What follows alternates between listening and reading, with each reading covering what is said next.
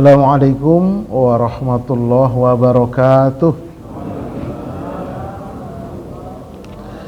Alhamdulillah wassalatu wassalam ala Rasulillah wa ala alihi wa sahbihi wa mawalah, la haula wa la quwata illa billah, amma ba'd. Bagaimana kabarnya Bapak Ibu, sehat?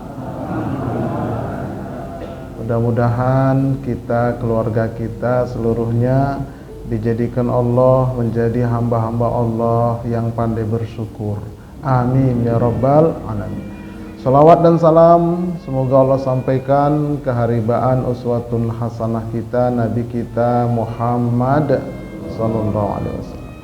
Baik, tanpa memperpanjang kalam, mari kita mulai kajian kita.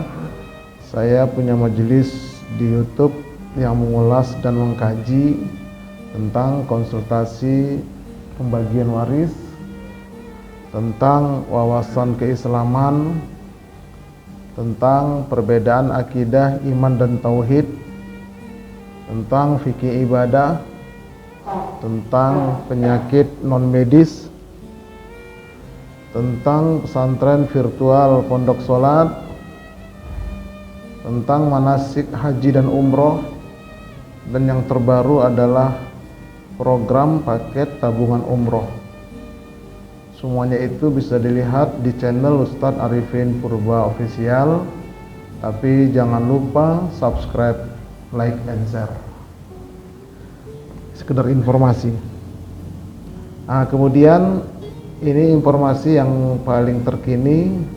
Saya membuat paket tabungan umroh munajat sambil ibadah qabul hajat, berangkat awal November 2026. Nabung, ayo kita nabung sehari 100.000. 10 bulan insya Allah selesai. Kalau tabungan sudah 1 juta disetorkan ke travel, kemudian 1 juta lagi ditransfer lagi, maka setelah 2 juta kita antar koper. Nah begitu. Jadi bukan umroh kredit, tapi nabung dulu baru berangkat, insyaallah. Dan saya kasih manasik 5 kali sebelum berangkat. Selama ini manasik cuma sekali di travel, itu pun habis waktu untuk suntik meningitis, untuk penjabaran tentang teknis. Jadi nggak ada ilmu manasiknya, maaf aja. Makanya saya akan berikan 5 kali manasik sebelum berangkat umroh. Ada brosurnya insyaallah. Wujudkan impian Anda. Jadi umroh itu bukan masalah punya duit, tapi kemauan dan keyakinan, karena Allah yang ngundang. Udah, itu aja informasi.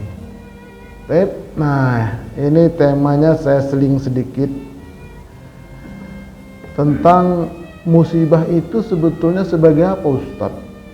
Apakah sebagai tegurankah, atau ujiankah, atau azabkah? Nah, kita lihat teguran, ujian, atau azab. Ini kita bukan untuk mencari kambing hitam ya, karena memang sudah ada kambing hitam di pasar, gak usah dicari-cari. Tapi kita kaji bagaimana perspektif syariat. Kenapa pula ini? Apakah ini ujian atau teguran? Batuk-batuk ya. Bismillah.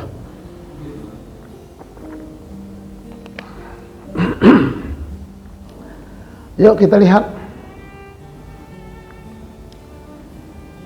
Musibah itu apa sih pengertiannya, dan apa sih faktor-faktor penyebab datangnya musibah? Nah, ayo kita lihat ya. Nih, sebagai pengantar, ada yang mengatakan bahwa musibah yang terjadi itu adalah bencana alam biasa, siklus tahunan, atau fenomena alam. Jangan dikait-kaitkan dengan agama apalagi dihubung-hubungkan dengan perbuatan manusia. Nah, ini tokoh-tokoh yang ngomong, tokoh-tokoh yang pintar menokoh-nokoh itu ngomongnya begitu. Nah, hati-hati, itu adalah cara berpikir kaum liberal, kaum ateis, dan kaum komunis. Nah, itulah. Jadi gak ada hubungan itu sama agama, jangan dikait-kaitkan. Gak ada hubungan itu dengan penebangan hutan, gak ada hubungan itu dengan penambangan liar. Itu memang sudah siklus alam. Wajarlah setiap September, Oktober, November, Desember, siapkan ember. Nah, itu kata mereka. Prihatin kita. Kenapa sampai sekarang tidak naik statusnya menjadi bencana nasional? Karena kalau diangkat, akan diedit, ketahuan kok banyak kayu ya, masuk ke masjid lagi kayunya. Ini Bapak Ibu sekalian, bagaimana ini perspektif syariat? Baik, kita lihat pengertian. Musibah adalah segala sesuatu yang menyakitkan, yang merugikan, yang menyusahkan orang beriman yang menimpa dirinya. Inilah yang ditulis oleh Imam Al-Qurtubi. Nah, jadi kalau bagi orang beriman itu musibah, ujian. Tuh, orang beriman, ya, sebagai ujian dia ada di sana, dia sedang diuji. Tapi bagaimana kriterianya nanti kita lihat. Islam mengajarkan bahwa musibah itu ada hubungan dengan agama dan sangat erat kaitannya dengan perbuatan manusia. Ini Islam. Orang-orang ateis, liberal, kaum komunis nggak begitu cara berpikirnya. Tapi kalau Islam, cara berpikirnya musibah itu terkait dengan agama, terkait dengan perbuatan, tingkah pola manusia. Oke. Apa dalilnya Ustadz? Al-Quranul Karim banyak mengingatkan tentang musibah. Ini diantaranya. A'udzubillahi minasyaitonirrajim. Wattaqu fitnatal la tusibannal ladzina zalamu minkum khassah wa'lamu annallaha syadidul iqab. Dan jagalah dirimu dari musibah atau siksaan yang tidak hanya menimpa orang-orang zalim saja di antara kamu, dan ketahuilah bahwa Allah amat keras siksaannya. Nah, jadi musibah itu datangnya pukul rata deh. Enggak hanya orang zalim, orang beriman pun ada di situ dihantam. Cuma nanti beda-beda namanya. Oke, ini ya Quran menjelaskan.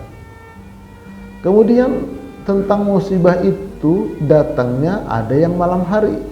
Allah berfirman, afa amina ahlul qura ayyatiyahum ba'suna bayata wa hum naimun. Maka apakah penduduk negeri-negeri itu merasa aman dari kedatangan siksaan kami kepada mereka di malam hari, di waktu mereka sedang tidur? Makanya Bapak Ibu sekalian, setengah jam sebelum tidur, apa yang kita lakukan itulah yang akan terbawa di dalam tidur. Makanya usahakan setengah jam sebelum tidur jangan lagi main OL-OL-an. Apa itu OL? Online. Stop. Karena itu kebawa sama tidur. Nah, kalau yang buruk-buruk kebawa dalam tidur, Pas datang bencana, matilah. Usahakan dalam keadaan sudah wudhu, sudah zikir, nah, seperti itu. Ataupun kalau dia di hadapan laptop tapi dia menyusun materi, nah itu boleh. Jadi kerekam di pikiran sebelum tidur, akan kebawa dia. Oke. Kemudian terkadang juga musibah itu datangnya di waktu duha. Awa amina ahlul qura ayatiyahum ba'suna duha wa hum yal'abun. Atau apakah penduduk negeri-negeri itu merasa aman dari kedatangan siksaan kami kepada mereka di waktu matahari sepenggalah naik, waktu duha, ketika mereka sedang bermain? Waktu tsunami 2020 berapa? 2016 14 di Aceh. Itu pagi-pagi, Pak. Ada yang sedang lari pagi, sedang cari sarapan, sedang bermain. Ini jadi ada kaitannya dengan agama. Jelas Allah mengingatkan, hati-hati kalian, jangan merasa aman kalian. Artinya malam kita jaga diri keluarga kita, siang kita jaga diri keluarga kita. Nah, kemudian kita lihat selanjutnya, apa sih faktor penyebab datangnya musibah? Ustadz, kenapa sih Jakarta dan sekitarnya termasuk Tangerang belum dapat musibah yang besar, Ustadz? Kapan sih? Nah, bukan jangan, Pak, ada pengundangnya. Kalau penyebab ini kita amalkan, datanglah dia. Tapi kalau kita hindarkan, nggak datang dia. Nih, faktor penyebab. Pertama, ulah tangan manusia. Wa ma asabakum mim musibah fabima kasabat aydikum wa ya'fu an katsir. Dan apa saja musibah yang menimpa kamu, maka adalah disebabkan oleh perbuatan tanganmu sendiri, dan Allah memaafkan banyak kesalahanmu. Jadi maksudnya, kalau andai kata setiap kesalahan yang dilakukan manusia langsung didatangkan musibah, udah hancur dunia ini. Cuman sedikit itu yang Allah berikan, lebih banyak dimaafkan. Lebih banyak dimaafkan, kata Allah. Sedikit aja itu yang dikasih. Kesalahannya, ya Allah, itu seperti bencana ya. Ini kita maaf ya, dari Sumatera kemarin itu. Itu sedikit itu Allah, Allah berikan musibah itu. Tapi kesalahan mereka itu udah bertumpuk-tumpuk. Cuma sedikit. Tuh. Ulah tangan manusia. Juga Allah berfirman yang sudah kita hafal, Zaharul fasadu fil barri wal bahri bima kasabat aydin nas liyuziqahum ba'dal ladzi amilu la'allahum yarji'un.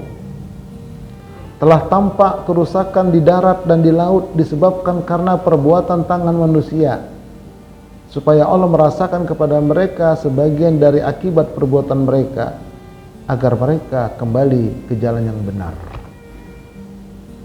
Jadi maksudnya tangan macam mana, Ustaz? Nah, ini ada tangan zohir, ada tangan majazi. Tangan zohir yang betul-betul menebang pohon itu, tangan majazi yang ngasih tanda tangan. Kan dari atas tuh, punya 27 perusahaan dia. Umpama dari atas itu dia punya PT, dia juga turun ke bawah, eksekusi, gubernur turun ke bawah, kecamat turun ke bawah, kelurah turun ke bawah, preman, jawara dapat semua. Rakyat bingung, loh gimana ini ya, tangan itu. Udah keterlaluan. Allah kasih. Untuk apa? Supaya mereka sadar. Kalau nggak sadar juga, datang lagi yang lebih besar. Nah itulah.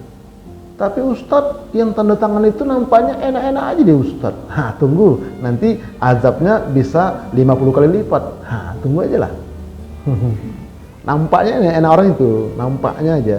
Tengok aja nanti. Kalau nggak taubat.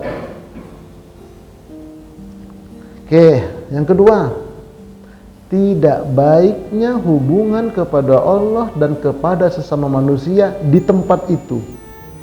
Allah berfirman yang artinya, mereka diliputi kehinaan di mana saja mereka berada, kecuali jika mereka berpegang kepada tali agama Allah, yaitu hablum minallah, dan dengan manusia, hablum minan nas.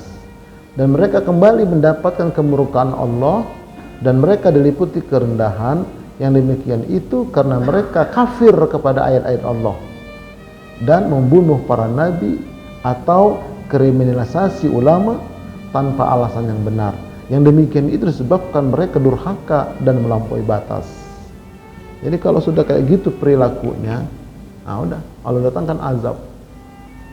Hablum minallahnya itu misalnya kesyirikan merajalela di kampung itu, atau misalnya ada yang punya kontrakan tapi dia terima orang ngontrak tapi nggak jelas surat nikahnya, kartu keluarganya, akhirnya mereka di sana kumpul sapi. Itu hati-hati, bukan kebo. Kalau kebo udah biasa Pak, ini sapi. Wah, itu daripada nggak laku, Ustaz kontrakan saya biarlah kontrak dia, terserah dia lah. Itu ngundang azab itu. Harus dikasih tahu ke RT RW setempat, harus tidak tegas. Kalau kami di lingkungan keluarga di Ciputat itu tegas kita. Kalau tidak suami istri nggak boleh ngontrak di sini. Belum laku-laku nggak apa-apa, rezeki itu nanti ada. Kita bilang gitu. Nah, ini bapak-bapak ini kan nampaknya kontrakannya banyak ini. Amin ya robbal, gitu aja Pak, aminkan aja. Banyak malaikat di sini ikut mengaminkan. Oke, yang ketiga, tidak ada pewaris Nabi atau ulama yang hasan di negeri itu dan tidak segera minta maaf, minta ampun orang-orang situ. Wa ma kana Allahu liyu'adzibahum wa anta fihim wa ma kana Allahu mu'adzibahum wa hum yastaghfirun. Dan Allah sekali-kali tidak akan mengazab mereka sedangkan engkau Muhammad berada di tengah-tengah mereka. Itu. Jadi selama masih ada Nabi, waktu itu nggak akan diazab. Zaman sekarang bagaimana? Pewaris Nabi, al-ulama warasatul anbiya. Tapi ulama yang hasan. Karena terbagi dua kata Nabi, ulama itu ada ulama hasan, ada ulama su'. Bedanya macam mana Ustaz? Kalau ulama hasan, ulama yang selalu mendatangkan dalil-dalilnya, Al-Qur'annya, As-Sunnahnya, penjelasan ulamanya, itu ulama hasan itu. Nah itu kalau masih banyak ulama begitu, aman. Tapi kalau ulama su', ulama yang mengajak kepada kelompoknya, kepada alirannya, kepada pribadinya, itu sesat, itu su' itu. Itu su' begitu. Makanya hati-hati kalau ada ceramah di sini. Mau kemana kita diajak ini? Karena dakwah itu ud'u ila sabili rabbik, ajak ke jalan Tuhanmu, Quran dan Sunnah, penjelasan para alim ulama. Kalau masih banyak ulama begitu, aman. Nah ini makanya kenapa Jakarta sekitarnya ini belum dapat bencana besar. Ya, misalnya belum dapat bencana gempa 15 pada skala Richter. Karena masih banyak ulama-ulama yang hasan. Kalau di kampung Pak, memprihatinkan. Saya sering pulang kampung. Kata mereka, Ustadz, kalau Allah Ustadz lama di sini, enaklah kami dengar ceramah. Tak ada lah Ustadz. Sedih kita memang. Tuh. Yang kedua, kata Allah di sini, ya, dan tidaklah pula Allah akan mengazab mereka, sedangkan mereka selalu meminta ampun, istighfar. Apalagi di penghujung malam, tengah malam itu. Nah, saya yakin kita ini banyak yang bangun malam ini. Ngapain? Pokoknya bangun malam aja. Istighfar di sana, minta ampun di sana. Nah, itu meredam azab. Majelis-majelis ilmu kayak begini, ini meredam azab. Jadi mereka itu enak-enak jingkrak-jingkrak itu di kafe-kafe, di hotel-hotel, karena kita masih ada ini. Kalau pengajian ditutup semua, udah nggak ada pengajian lagi, cepatnya itu datang. Nggak percaya, coba. Ini meredam azab ini. Baik azab secara global maupun azab secara keluarga maupun azab secara pribadi. Kalau pribadinya itu, keluarga itu rajin beristighfar, aman. Kan kita tengok kemarin itu di video, ada rumah seorang ustadz nggak kena banjir, sebelahnya hancur. Begitu dibuka pintu, bersih ubinnya. Ternyata anaknya ada yang hafizoh. Iya kan, ustadz itu. Coba lihat, luar biasa. Allah tunjukkan masjid-masjid yang betul. Masjid pun terbagi dua. Ada masjid yang betul-betul beriman orang-orangnya, ada masjid diror. Jadi zaman dulu sudah ada masjid diror, masjid yang isinya orang-orang munafik. Nah, ada. Tapi kalau dia masjidnya masjid orang-orang beriman, itu aman itu masjid. Bahkan tempat masuk kayu, kan banyak masuk kayu ke masjid. Ada videonya itu. Kenapa? Karena menghalangi kampung sebelah nggak kena nih. Terhalang dengan itu. Nah, jadi ini ya, ulama hasan dan masyarakatnya rajin beristighfar. Yang keempat, ini penyebab datangnya musibah, orang-orang kaya di negeri itu, mereka itu pelit, medit, buntut kasir, korek, semelekehe, manaketehe, melekehe. Tuh ya. Dan jika kami hendak membinasakan suatu negeri, maka kami perintahkan kepada orang-orang yang hidup mewah atau kaya di negeri itu supaya mentaatin Allah, berinfak, berzakat, bersedekah. Tetapi mereka melakukan kedurhakaan dalam negeri itu, enggak mau mengerjakan itu. Maka sudah sepantasnya berlaku terhadapnya perkataan ketentuan kami, kemudian kami hancurkan negeri itu sehancur-hancurnya. Nah, kenapa Jakarta sekitarnya belum terjadi bencana besar? Karena masih banyak orang-orang yang bersedekah. Sedekah Jumat berkah, kalau bulan Ramadan, santunan yatim, buka puasa bersama.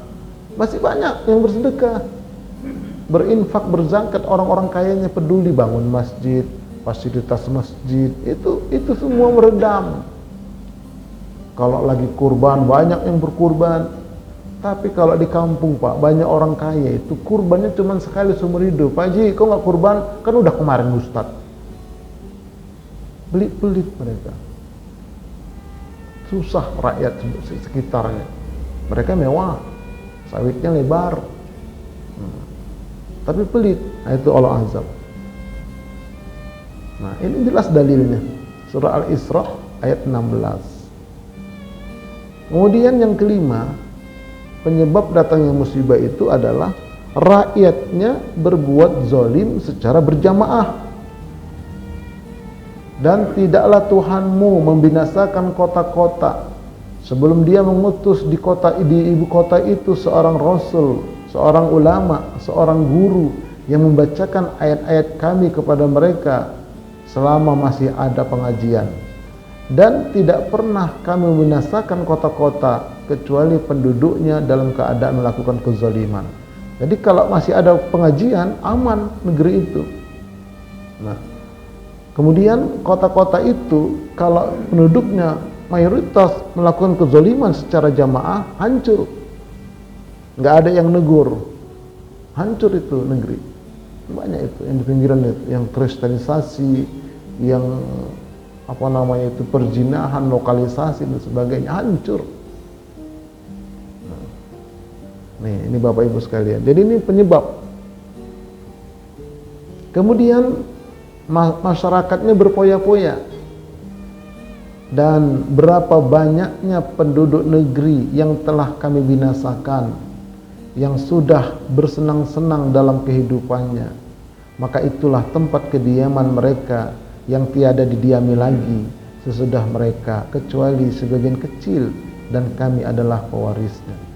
Itu kan hancur, tenggelam, dibawa longsor. Ada semua diterangkan dalam Al-Quran. Kenapa? Karena mereka berpoya-poya. Nah, kita melihat kayak begitu kan, kita nggak tahu aslinya bagaimana. Kalau yang tahu, pantas aja orang-orangnya kayak begitu. Apalagi sekarang kan kalau di daerah itu karena sudah menyebarnya sosial media, oh mereka lebih canggih Pak, Bu, lebih canggih mereka. Iya, lebih canggih. Perjudian online-nya, janjian-janjian lawan jenisnya, perselingkuhannya, oh, macam-macam. Tuh. Jadi sudah berpoya-poya, bersenang-senang mereka. Nah, ini jadi hancur kediaman mereka. Nah, yang keenam, menjadikan orang kafir sebagai pemimpin. Nah, ini pemilu lah ini, hati-hati. Ya, makanya kalau pemilu nanti, lihat partai mana yang lebih sedikit orang kafirnya. Syukur-syukur nggak ada orang kafir di situ. Nah, itu pilihlah itu.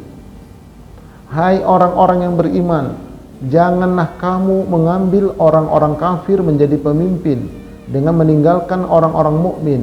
Inginkah kamu mengadakan alasan yang nyata bagi Allah untuk menyiksamu?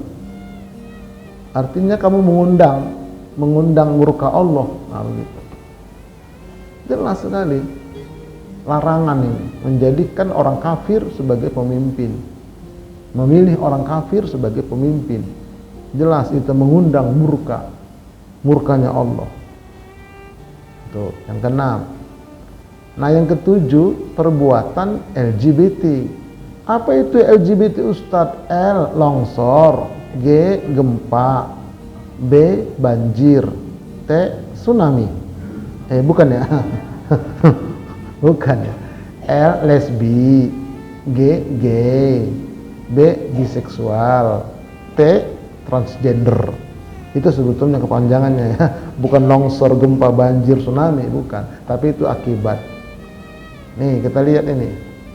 Maka tatkala datang azab kami jadikan negeri kaum Lut itu yang di atas menjadi ke bawah, kami balikkan, dan kami hujani mereka dengan batu dari tanah yang terbakar dengan bertubi-tubi, yang diberi tanda oleh Tuhanmu. Dan siksaan itu tiada jauh dari orang-orang yang zalim. Ini sejarah kaum Nabi Lut, ya, disebutkan dalam surah Hud. Ya. Jadi Nabi Lut ketika itu kedatangan tamu, 2 orang laki-laki yang hakikatnya malaikat. Jadi setiap datang tamu laki-laki, istri Nabi Lut itu nabun di belakang rumah. Apa itu nabun ya? Bakar-bakar ya, sampah. Kode dia sama preman-preman di kampung itu. Nanti dia dapat duit. Wah, udah bakar-bakar tuh istri Nabi Lut, pasti ada tamu nih. Nah, didatangin lah. Nah, Nabi Lut, ya tahu dah sama kita. Kasih dong kesempatan tamunya sama kita. Kata Nabi Lut, kan aku punya anak perempuan, ini aja kalian nikahi. Kan kau udah tahu dari dulu kami nggak suka perempuan, kami sukanya laki-laki. Itu disebutkan dalam surah Hud ayat sebelumnya. Aduh, macam mana ini? Aku nggak ada kemampuan. Maaf ya tamuku ya, aku nggak ada kemampuan untuk melawan mereka. Nggak ada backingku lah. Apa kata Tuhan? Jangan takut, wahai Hud. Kami ini adalah malaikat. Keluar kalian dari kampung ini, bawa orang-orang beriman, tinggalkan kampung ini. Nanti subuh, aku diperintahkan Allah membalik ke negeri. Kecuali istrimu, jangan ajak dia. Dia mati bersama mereka karena dia pengkhianat. Berangkat, begitu dibalikkan, dikorek begitu dibalikkan, bam, kayak goreng telur dadar itu, Bu. Ini surah Hud itu. Kenapa? Di situ sudah banyak LGBT. Nah, di negeri kita ini pun termasuk Jabodetabek, Pak. Kota-kota besar LGBT ini udah banyak, mereka diam-diam sudah punya legalitas. Hati-hati Pak, anak-anak kita Bu, yang laki-laki kalau dia agak banci-banci, begitu tampar Kak, kau laki-laki kau begitu. Iya berserius ini, menular, itu penyakit itu menular itu. Makanya yang salon-salon itu kan sekarang kan yang laku yang banci-banci, yang salon, yang modis-modis, yang banci-banci, yang laku-laku itu menular Pak, itu penyakit. Nah itu satu. Yang kedua, ada lagi ibu-ibu bilang, aku senang kali sama suamiku Ustadz. Kenapa rupanya Bu? Dia nggak pernah main-main sama perempuan, kawannya laki-laki, ada satu laki-laki kompak kali dia sama dia. Hati-hati tuh. Nah, hati-hati laki-laki sama laki-laki kompak kali kemana-mana berdua, gandeng-gandengan tangan, hati-hati lah itu. Kena penyakit. Atau istri juga begitu, istriku juga ya Ustadz, nggak pernah dia bergaul sama laki-laki, kawannya perempuan satu itu aja kemana-mana. Hati-hati juga itu, nanti jeruk makan jeruk, itu penyakit, bisa menular. Nah itulah nanti menyebabkan itu dibalikkan, kayak di Palu kemarin itu kan udah marah itu. Ini pun udah marah sebetulnya, tapi kenapa kita nggak dapat bencana? Karena masih banyak pengajian, masih banyak orang-orang yang dermawan, masih banyak ustadz-ustadz yang hasan. Itu yang meredam. Kalau udah nggak ada itu, hancur udah. Ini betapa kurangnya di Jakarta sekitarnya nih orang yang paling brengsek ada di sini. Banyak yang bohong. Itu apa aja lah. Banyak lah pokoknya. Tapi kenapa nggak alokasi bencana itu? Masih banyak kita ini, masih berimbang. Berapa kira-kira Ustadz? Ya kalau 60-40 masih dimaafkan. 60 yang brengsek, 40 yang baik. Atau 35 yang baik itu masih dimaafkan. Tapi kalau tinggal 90/10, selesai kita udah. Sama-sama kita nikmatin. Itu aja. Tengok kemarin itu, Ancol udah mulai jebol.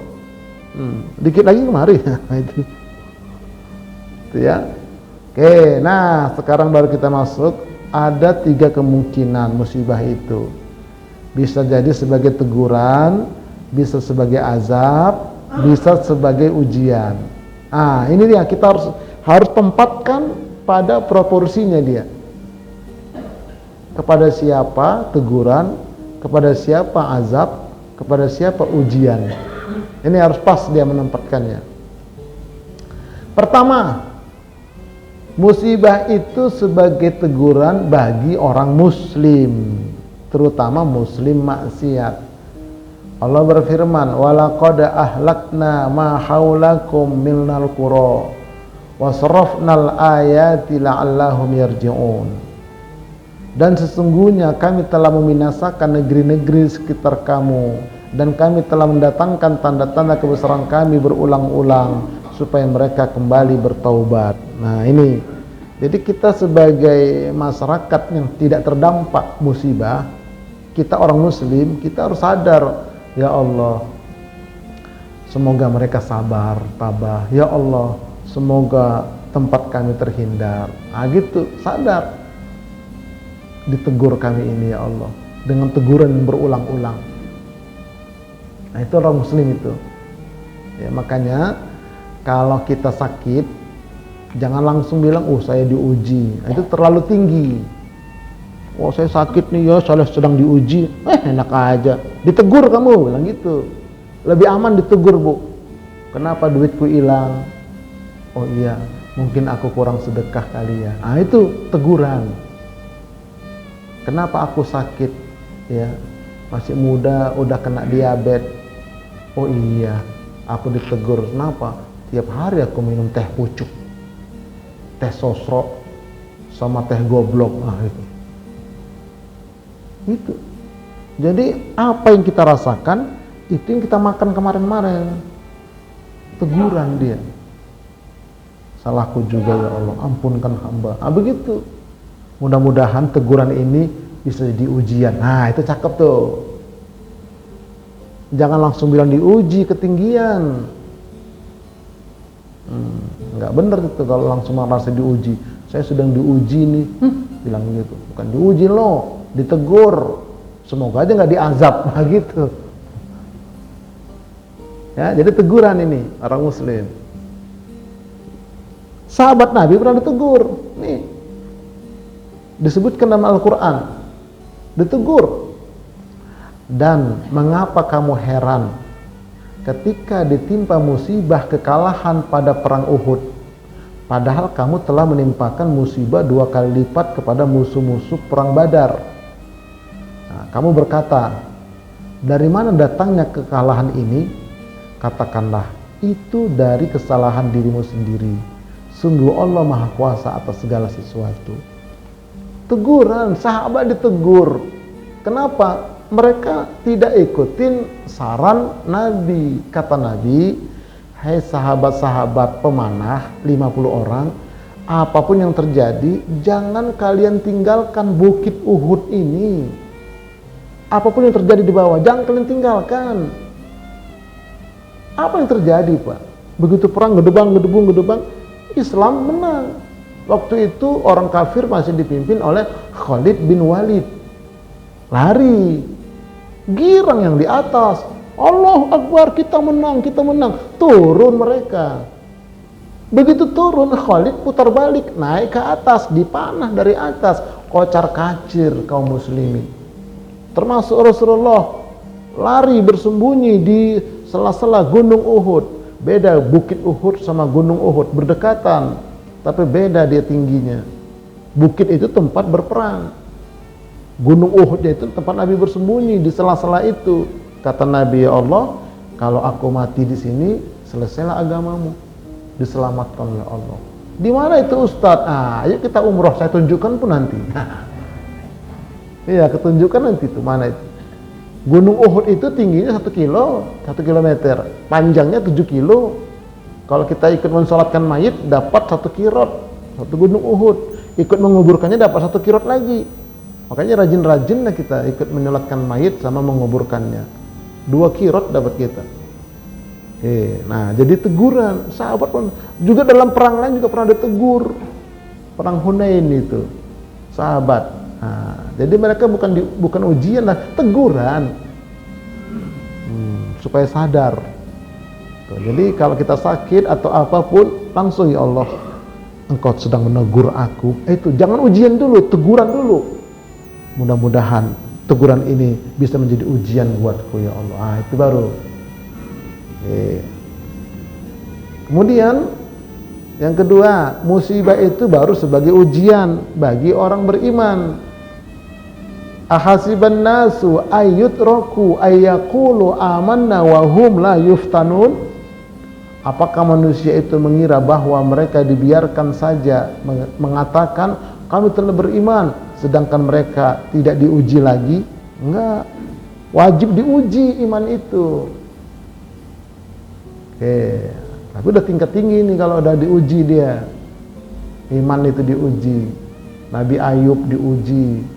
Rasulullah SAW diuji, berat ujiannya. Ulama-ulama diuji, berat ujiannya. Tuh, ya, jadi ujian itu bagi keimanan, mau naik tingkat dia menjadi orang bertakwa, diuji. Nah, kemudian kullu nafsin dha'iqatul maut wa nabluukum bisyarri wal khair fitnatan wa ilaina turja'un. Tiap-tiap yang berjiwa akan merasakan mati.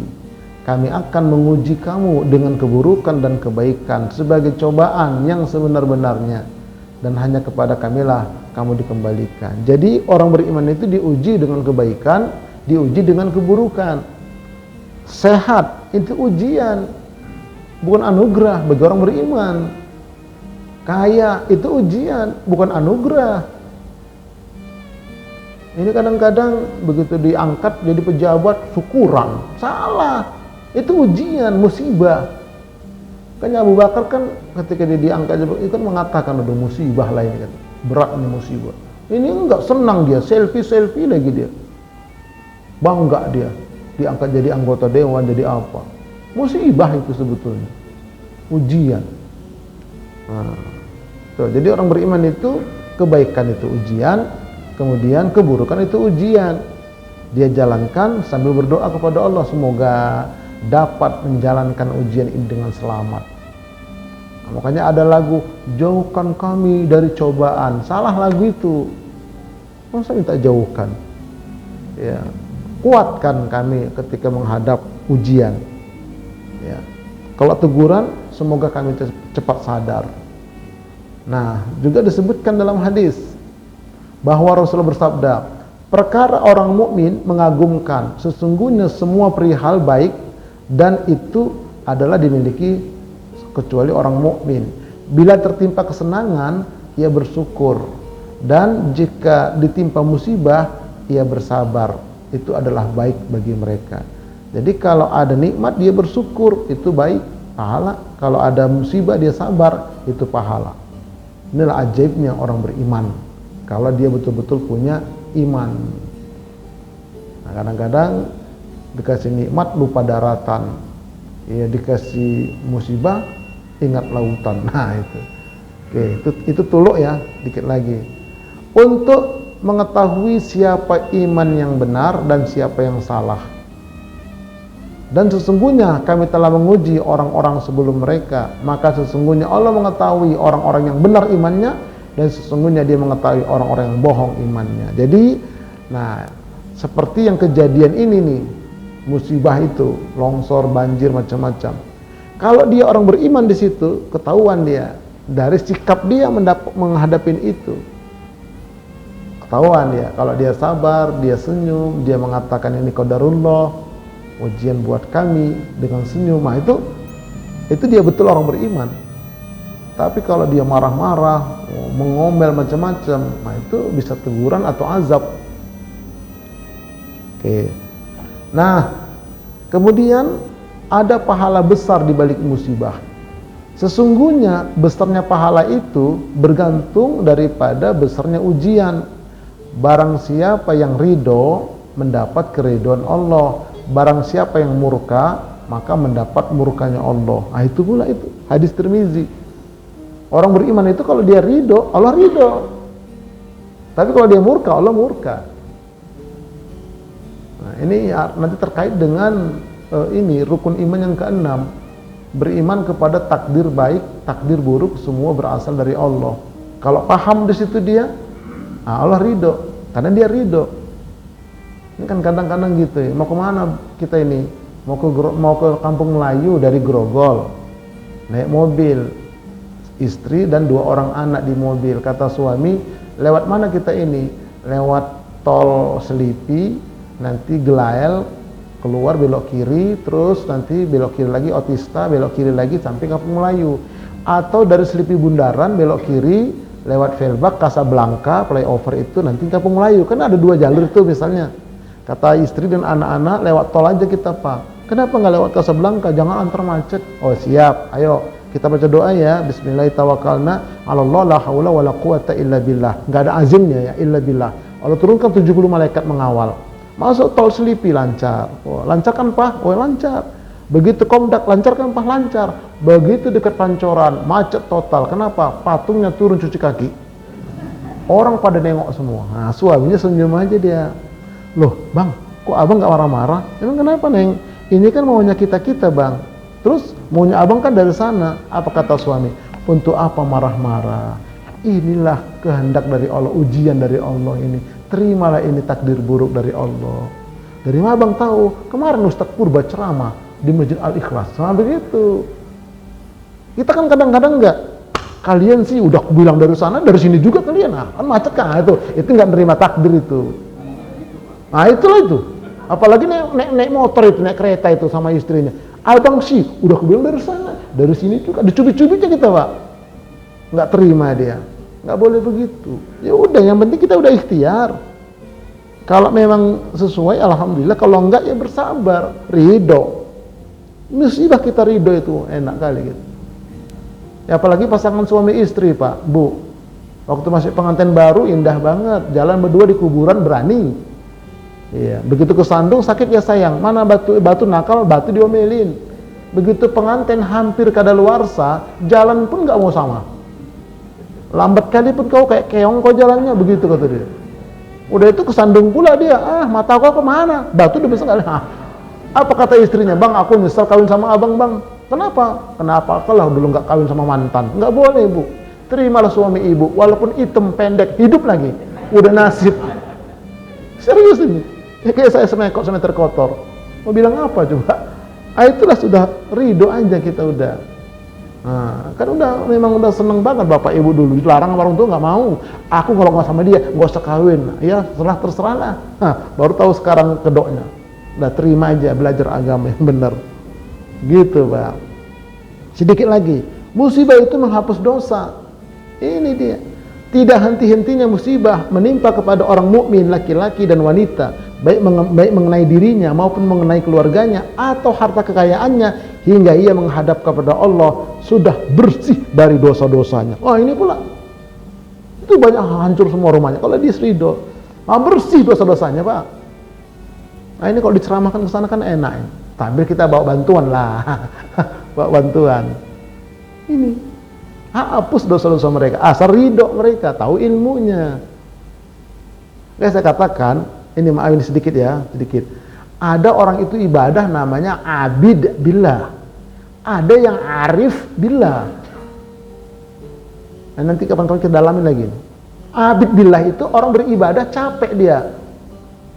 Capek dia misalnya baca alhamdulillah, alhamdulillah, alhamdulillah, alhamdulillah. Banyak sekali, itu namanya abid, nggak pakai ilmu. Tapi ada orang yang cuma sekali dia baca, pahalanya melimpah. Contohnya kalau kita habis sholat, Sami Allahu liman hamidah, Allahumma rabbana walakal hamdu, mil'as samawati wa mil'al ardi, sepenuh 7 lapis langit dan bumi, wa mil'a ma bainahuma, sepenuh antara keduanya, wa mil'a ma syi'ta min syai'in ba'du, sepenuh apa yang kau kehendaki. Cuma dibaca satu, alhamdulillah, tapi pahalanya, itu namanya arif billah. Ada caranya. Ketika kata Nabi, coba kalian siapa yang paling cepat hatam Quran? Baca mereka, ada yang berapa menit. Ali udah selesai, udah. Apa yang kau baca? Kau baca qul huwallahu ahad 3 kali. Benar Ali. Arif billah. Ini kalau berilmu enak. Ilmu dalam. Nanti kapan-kapan kita dalamin lagi gitu ya. Oke. Baik. Nah, kemudian barulah yang terakhir sebagai azab. Nih, kaum Lut tadi itu diazab. Maka tatkala datang azab kami jadikan negeri kaum Lut itu yang di atas menjadi ke bawah, kami balikkan dan kami hujani mereka dengan batu dari tanah yang terbakar dengan bertubi-tubi yang diberi tanda oleh Tuhanmu, dan sisa itu tiadalah jauh dari orang-orang zalim. Ada sebut tandanya tapi belum ketemu sampai sekarang. Di mana negeri kaum Lut itu? Tuh, azab lah itu. Kalau udah begitu azab udah, karena udah keterlaluan. Apa kesimpulannya Ustadz? Manusia di sisi Allah itu ada 8 level. Ya. 1, 2, 3 itu level aman. 4 sampai 8 level celaka. Ada di mana kita? Masing-masing aja rasa-rasakan. Kalau 4 sampai 8 itu mendapat azab. Jadi kayak di Sumatera itu pasti ada ini, yang 8 ini ada di kampung itu, di negeri itu. Masing-masing aja, kita nggak boleh tuduh. Masing-masing aja mereka. Kalau dia muslim fasik sampai orang kafir itu azab bagi mereka. Apa itu muslim fasik? Ngaku Islam tidak mengamalkan rukun Islam yang 5. Nggak sholat. Kan abang agamanya apa bang? Islam Ustaz. Kok nggak sholat? Ini KTP saya Ustadz Islam. Nah, kita doakan semoga KTP-nya masuk surga, orangnya masuk neraka. Banyak yang begitu, terutama muslim fasik. Walaupun dia pernah mengucap 2 kalimat syahadat, itu cuma omong doang, nggak ada pembuktian. Muslim munafik itu adalah kalau berkata dusta, berjanji ingkar, dipercaya khianat, itu muslim munafik. Dia sholat dia. Siapa itu Ustadz?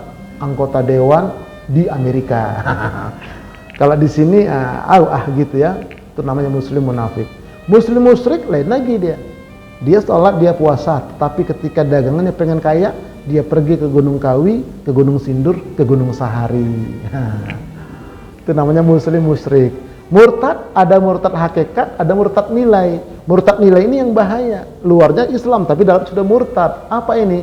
Orang mengatakan semua agama sama, semua agama benar, semua agama baik. Itu murtad nilai. Siapa itu? Islam liberal, Islam Nusantara dan sebagainya. Hati-hati itu.